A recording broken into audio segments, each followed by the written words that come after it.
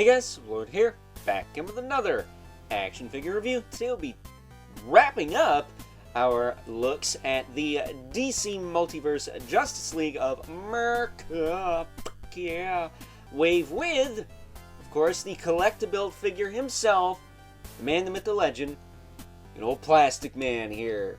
That said, this course brought to us by the fine folks over at McFarlane Toys, and I gotta tell you, while I am pretty stoked to have a plastic man in this line, I have some mixed emotions, some mixed feelings about this figure, because on one hand, I think he's awesome. On the other hand, did he really need to be a collectible figure? I don't think so. There's not enough new tooling here to really justify it, and he is basically a standard figure. That said, why don't we cut right to the chase and get into the meat and taters of this review and take a look-see at all Plastic Man has to offer in terms of accessories. Starting off with probably the coolest accessory, the extended neck head, I should say, and as you can tell, he's got the ball socket neck as opposed to anything in the base of the skull, so his range is going to be kind of limited. But I will most likely display him with that. I think that's pretty cool.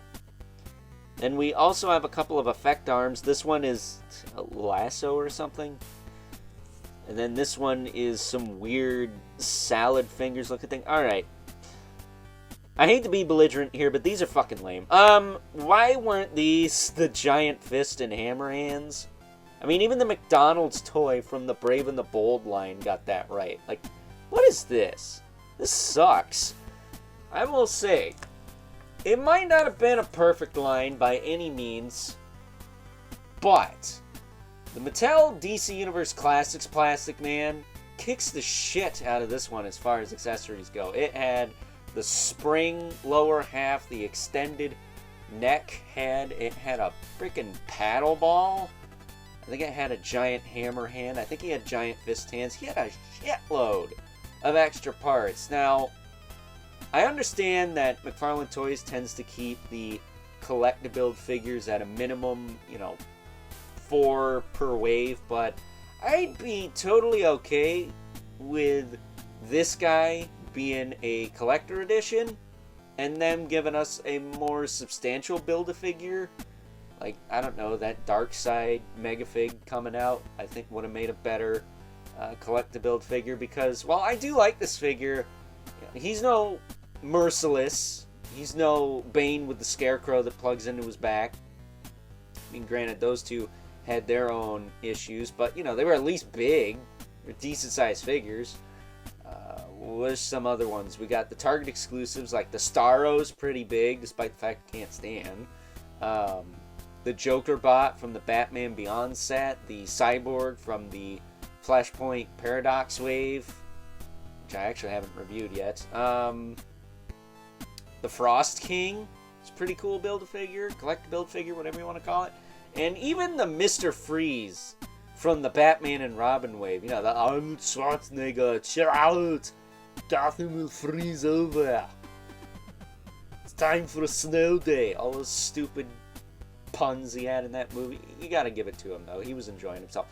Either way, that figure is a little bit more substantial than this. This is a basic figure with 3 accessories.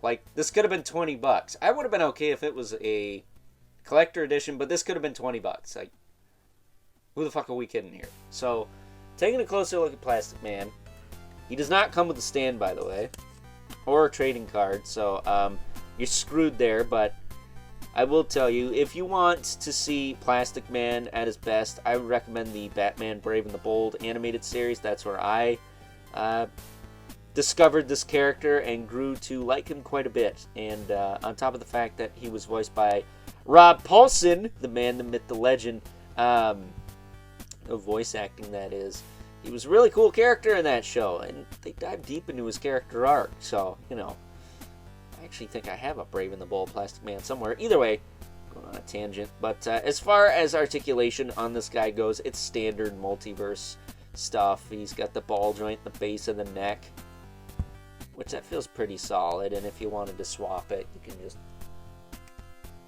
pop it off, and then pop the new one on.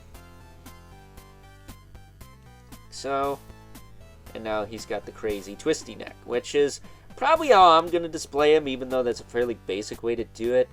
I like this option for him. I think it's fun. I kind of hope we get some more figures in the future with extra arm attachments, because we're not done with the JLA team yet. We still need characters like Aztec or Aztec. Somebody let me know in the comments who else we need, but either way, he does have hinge in the shoulder, as well as that ball socket that moves all around. Can rotate. He's got a bicep swivel. Double elbow. He's got a ball hinge wrist, so you can rotate, hinge, and rotate. If you want to swap out the arms, all you gotta do is whoop, pop the camera like a schmuck. No. You gotta pop the arm out. You gotta take the new one and pop it in. I will say the effect arms are a lot tighter than the other ones, which kind of sucks. I wish the other ones were a little tighter, but there you go. This one has like a weird, like, matte. It just feels kind of rough on this arm, but there you go. It's got the Go-Go Gadget Extendo arm. But we'll just put his regular arm back on for now. At least the arms don't pop out very easily. They just kind of loose compared to the other ones. I will say, you might want to be careful with this ball peg sticking up here. I don't think it'll break, but, you know, better safe than sorry. Might want to heat up these neck ports just in case, because it does have a little bit of tug, but not too much. That's what she said. Torso can bend back that far, bend forward this far, can tilt side to side, rotate, waist will rotate, hips will kick out to the side pretty far, back down, forward, back, thigh cut is there. Ooh, nice and clicky too. I like that. I like that quite a bit, actually. That means the leg's on there all the way. You son of a bitch.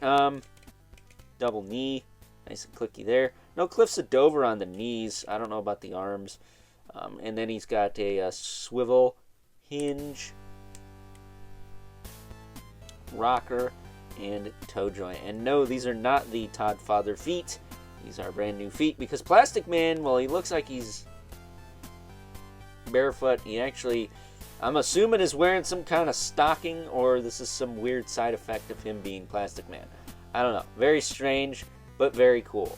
Also, he's got a fucking useless grip hand for some reason. There's nothing to put in there. I don't know why he's got it. But as far as new tooling goes, obviously the torso is new to accommodate for the new heads. I think the mid-torso is also new. The waist might not be new, but I don't recognize it. This overlay piece here. The lower legs obviously are new. The ankle joints aren't, but the toes, I think, are new. I'm not sure if he's got the same boot. No, I think the whole foot is new. So, he's got some new tooling, but again, he's not like those other collect-to-build figures, so I don't really feel like the value is there. I feel like that's becoming a trend with McFarlane toys. It's weird. They used to be the ones that gave you quite a bit of bang for your buck, and now it just doesn't seem like that's happening.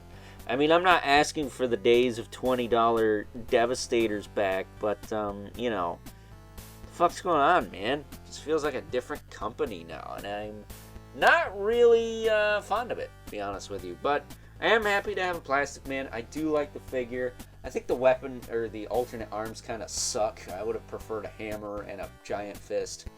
I'd probably display him if that was the case. And even, you know, they're not even bendy. Like, they could have made him twice as long and made him bendy, just make him more interesting, but it just, I don't know, it's just kind of a letdown, to be honest with you. So, With that being said, it's time now that we move right along and take a look at some size comparisons. First up, and as promised, here's good old Plastic Man alongside the rest of the Justice League of Mercury. Yeah, wave that you will need to complete this collectible figure. We have badass Aquaman with a hook hand. We have Electric Blue Superman. The Platinum Chase variant, mind you, of good old John Stewart, the Green Lantern, who I did decide to give the Lantern from the Kyle Rayner and Kilowog 2-pack to. I think he looks pretty good with that. Then we also have the big-ass Michael Keaton-esque Batman, whose bat symbol has been glued back into place, courtesy of Mr. Brian, aka my dad, aka the old man. That thing was barely on there. According to him, it was being held on there by the paint, but I don't think there is any paint on that figure in that area, but, you know, could be wrong. Either way, you need all four of these guys to build Plastic Man. You don't need the Platinum Chases to build Plastic Man, however. If you just get one of each, should be set. Very curious what the Platinum edition of this Batman is like, because the Aquaman makes sense. The Superman, it sucks, but I get it. And then the Green Lantern makes more sense than the standard version. What is the Batman like? Does he actually have accurate colors to this source material? I'm very curious. If anyone's got it, let me know. But moving them out of the way, one at a time here. Two at a time, actually. So we can make way for our two regulars. The Mythic Legion's Brother Mandibilith. Right there. Look at all the space we just made. Right there. And the infamous of Spawn, who probably towers over everyone. Yeah, pretty much towers over everyone. He is at least taller than Plastic Man if he's not towering anyway. So, with that being said, it's time now that we wrap things up. Some final thoughts. Overall, and as a figure, yeah, I really like good old Plastic Man here. But as a collectible figure, I feel he leaves a bit to be desired. On top of the fact that we got weak-ass, and I mean weak-ass stretchy effect arms for this guy. I mean, seriously, the giant fist hand and the giant hammer hand would have been perfect. Absolutely perfect. Or, you know, at least good enough, as opposed to the weird salad fingers hand and the... Again, I'm not sure what that's supposed to be, a lasso of some kind. Either way, not the best choice there. But my main gripe with this figure is that it is a collectible. And while the collectibles from McFarlane Toys aren't the worst thing in the world, you know, you only get 4 figures to build the collectible figure. That's not that big of a kick in the nuts. All of the collectible figures, up to this point anyways, have been pretty substantial. But Merciless, Frost King, and even the Arnold Schwarzenegger Mr. Freeze, this is not. So, with that being said, I hope you guys enjoyed this review. Until next time, I'll catch you guys later.